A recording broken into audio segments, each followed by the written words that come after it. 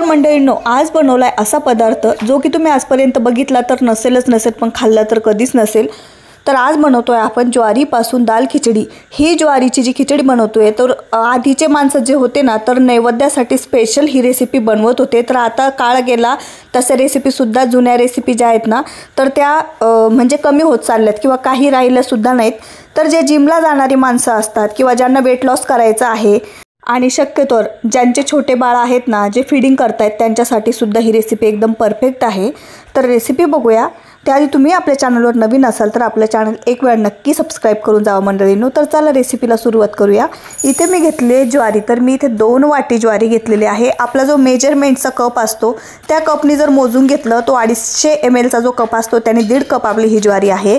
तर ही मस्तपैकी स्वच्छ आपल्याला धुवून घ्यायची आणि वरती जे तरंगते पोकळ ज्वारी असेल किंवा आमच्याकडे त्याला बोंड म्हणतात, तुमच्याकडे काय म्हणतात प्रत्येकाकडे कसं असतं किलोमीटरवर भाषा चेंज होते त्यामुळे कळत नसेल तरी समजून घ्या। तर हे बघू शकता वरची जी ज्वारी तरंगते ना ती सर्व ज्वारी आपल्याला काढून घ्यायची, स्वच्छ करून घ्यायची। मी 4 ते 5 पाण्याने ही ज्वारी स्वच्छ धुवून घेतली। एकदम काचेसारखं पाणी दिसतंय तुम्ही बघू शकता। आता काय करायचं आहे, ही ज्वारी ना आपल्याला एक दुसरं बाउल घ्यायचं आहे आपल्याला आता, आणि ते कुठलंही भांडं घ्या, त्यामध्ये एक स्वच्छ कपडा घालायचा आहे। पण कपडा घालताना कॉटनचाच कपडा घाला जेणेकरून तो कपडा रात्रभर ओलं राहील। तर आता आपल्याला काय करायचं आहे, ह्यामध्ये ही ज्वारी सर्व ज्वारी जी आहे ना ती मस्तपैकी ह्याची पुरचुंडी बांधायची आहे आणि मस्तपैकी ह्याला बांधून ठेवायचं आहे। कोणी ह्याला गाठोडं पण म्हणू शकतं, छोटंसं गाठोडं। तर आपल्याला अशी पुरचुंडी बांधायची आहे छान त्याची आणि रात्रभर ठेवायचं आहे। पण मी काय केलं होतं 2-3 तासानंतर मी जशी पुरचुंडी ठेवली आहे ना तर ती त्याची बाजू पलटी केली होती, म्हणजे खालची वर आणि वरची खाली। तर त्याचा व्हिडिओ काढायला मला जमलं नाही, तर तुम्हाला तरी पण व्हिडिओमध्ये दिसेलच मी काय केलं होतं। आता बघू शकता मी असं ठेवलं, त्याच्यावर झाकण ठेवलं आणि रात्रभरासाठी असंच ठेवावं म्हटलं। पण मी 3-4 तासानंतर एकदा गेले आणि ते पलटी करून ठेवलं जेणेकरून वरची खालची बाजू जास्त ओली होती आणि वरची कोरडी होत चालली होती, त्यामुळे मी त्याला पलटी करून ठेवलं। आता बघू शकता ही ज्वारी ना आपली एकदम कोरडी झाली आहे। रात्री तर ती एकदम ओली होती आणि झाकणसुद्धा पॅक ठेवलं होतं, पण जे वरचं कवर आहे लेअर आहे ज्वारीची तर त्याने सर्व पाणी ओढून घेतलंय।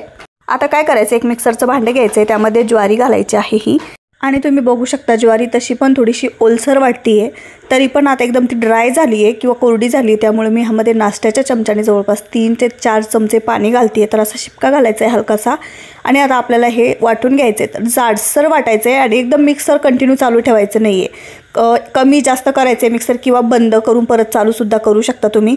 तर ह्यामध्ये कुठं एका ज्वारीचे 4 तुकडे झालेत, कुठे ज्वारीचे 2 तुकडे झालेत, तर कुठं अख्खीसुद्धा ज्वारी, तर काही अडचण नाही। फक्त एकच काळजी घ्यायची आता आपल्याला, ह्याला आपल्याला पाकडून घ्यायचं आहे। तर तुमच्याकडं फटकून म्हणतात का पाकडून म्हणतात मला माहिती नाही, पण आपल्याला बघू शकता त्यातला जे वरचा आता कोंडा आहे किंवा ज्वारीची वरची लेअर आहे ती अलगद अशी निघून जाते आणि आपल्याला फक्त जी आतली लेअर आहे त्याची ना तीच ठेवायची आहे।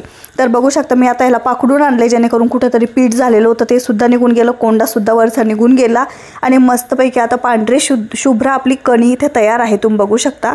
तर आता काय करायचं, मी कुकर आधी गॅसवर ठेवलंच होतं, त्यामध्ये मी अर्धी पळी घालते आहे तेल, त्यानंतर अर्धा चमचा हळद घालायची यामध्ये आणि घालायचं यामध्ये अर्धा चमचा मीठ, कारण मीठ जर आता नाही ना घातलं आपण तर आपल्या कणीला थोडीसुद्धा चव येणार नाही किंवा खिचडीला थोडीसुद्धा चव येणार नाही।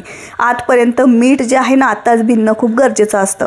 तर आता ह्यामध्ये टाकायचं, ह्याला मिक्स करत बसायची गरज नाही, आता डायरेक्ट आपण ह्याला झाकण लावून द्यायचं असं बघू शकता। आता शिट्ट्या होत आहेत तोपर्यंत आपण आहे ना 3 शिट्ट्या काढायच्यात, तोपर्यंत आपण भाज्या इथं लागणार आहेत त्या कट करून घ्यायच्यात। आणि मी ज्या भाज्या घेते त्याच तुम्ही घेतल्या पाहिजे असं गरजेचं नाही आहे, तुम्ही तुमच्या आवडीनुसार भाज्या घालू शकता। सर्वात आधी मी इथे गाजरची वरची जी साल असते ती काढून घेतली, बटाट्याची पण काढून घेते। बटाटा थोडासा खराब होता पण तो काय पूर्ण आतपर्यंत खराब नव्हता, खूप मोठा बटाटा होता आणि टाकून देऊ शकत नाही, ते काय म्हणतात ना आपण अन्नाला फेकलं तर अन्नाला आपल्याला फेकायला काहीच वेळ लागत नाही, म्हणून मी आपलं कोणतीही वस्तू अशी व्यवस्थित वापरते। आणि जेवणाच्या बाबतीत तर माझं अन्न अजिबात इथलं आमच्या वाया जात नाही, तर हा बटाटाचाच यूज केला आहे। आता बघू शकता इथे ना आपली जी शिमला मिरची आहे ना त्यातलं बी काढायची ही एक मला पद्धत आवडते। त्याला काप पाडून घ्यायचे, जिथं त्याच्या शिरा जोडल्या गेल्या आहेत ना तिथे ह्याला काप पाडून घ्यायचे। 3 ठिकाणी बघू शकता असं कनेक्ट असतं, काहीला 4 सुद्धा अशा शिरा असतात अलगद। त्याचा जो बियाचा गाठ आहे ती काढून साईडला काढायची। त्यानंतर एक छोट्या साईजचं टोमॅटो घेतलं आहे मी, ते कट करून घेतले। आपलं बटाट्याचं जी साल काढून मी रेडी केलं होतं त्याला धुवून परत त्यालाही कट केलं। एक कांदा घेतला आहे, पण कांदा छोट्या साईजचा घ्यायचा आहे, कांद्याचा वापर ह्यामध्ये अजिबात जास्त करायचं नाही आहे, पण कांद्याशिवाय कसं दाल खिचडीला चव नाही म्हणून थोडासा कांदा पण घ्यायचा आहे आपल्याला। आता तो पण ह्या प्रकारे लांब सडक कट करून घ्यायचा आहे, असा बारीक कट करायचा नाही आहे कांदा।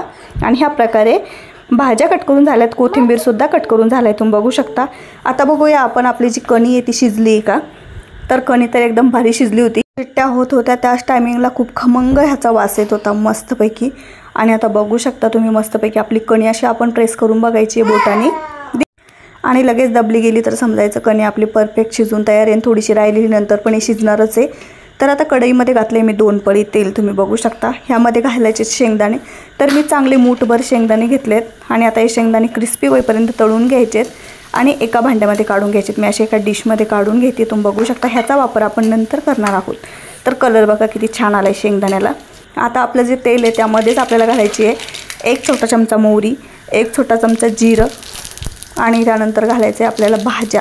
तर टोमॅटो सोडून आपल्याला इथे ॲट अ टाईम म्हणजे एकदा सर्व भाज्या ज्या आहेत ना त्या टाकून घ्यायच्यात। सर्व भाज्या सारख्याच शिजवायच्यात आपल्याला आणि कोणत्याच भाजी जी आहे ना एकदम ब्राऊन डार्क होईपर्यंत आपल्याला इथे तळायची नाही। अशा हलक्या हलक्या फक्त वरून अशा नॉर्मल मऊ होतील अशा आपल्याला भाज्या परतून घ्यायच्यात। आता भाज्या हलक्या हलक्या मऊ झाल्यात आणि तेलसुद्धा सुटताना दिसतंय तुम्हाला, म्हणजे सर्व पाणी जे आहे ना ते भाज्यांचं जळालं आहे। त्यामध्ये आता टोमॅटो घालायचं आहे, नंतर ह्यामध्ये घालायचं आहे बिर्याणी मसाला, लाल तिखट आणि हळद। तुम्ही ह्याच्या व्यतिरिक्त दुसरासुद्धा मसाल्याचा वापर करू शकता। आता घालायचं आहे आपल्याला ह्यामध्ये पाणी घातल्यानंतर आपल्याला ह्यामध्ये घालायची अर्धी वाटी मुगाची डाळ, अर्धी वाटी म्हणजे जवळपास 4 ते 5 चमचे नाश्त्याच्या चमच्याने घालायची डाळ। आता हे मस्तपैकी मिक्स करायचं आहे आणि तुम्हाला जेवढी घट्ट पातळी खिचडी बनवायची त्यानुसार तुम्ही इथे पाणी वापरा। आता भाज्यांना चव यावी म्हणून यामध्ये अर्धा चमचा परत मी मीठ घातलेलं आहे। झाकण ठेवायचे आणि जवळपास त्यांना 2 ते 3 मिनटं फक्त या भाज्या शिजवायच्या, जेणेकरून डाळसुद्धा ह्यामध्ये मऊ झाली आहे, तुम्ही बघू शकता आता। आणि भाज्यासुद्धा बऱ्यापैकी पहिल्यापेक्षा मऊ झाल्यात।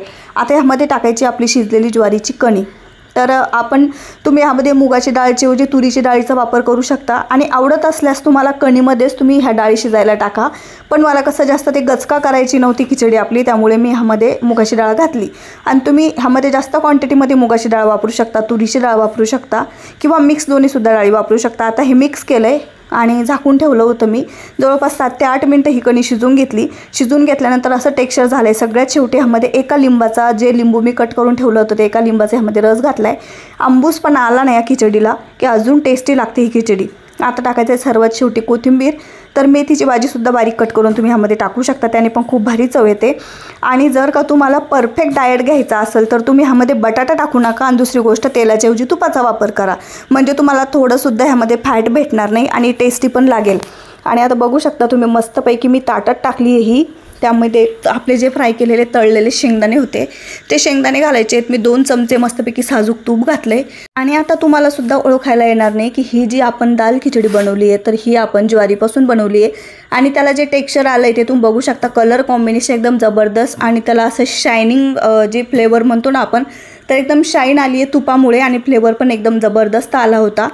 तर ही दाल खिचडी तुम्ही कधी ट्राय करता, एक वेळा नक्की ट्राय करा। आणि तुम्ही एक वेळा ट्राय केली म्हणजे परत ही खिचडी खाणार, कारण ह्याचे फायदे पण खूप सारे आहेत आणि काहीतरी वेगळी टेस्टसुद्धा। बघू शकता कणी पण किती एकदम परफेक्ट शिजली, दिसायला पण एकदम सुंदर दिसतीये। तर परत भेटूया अशाच नवीन रेसिपीसोबत, तोपर्यंत बाय बाय।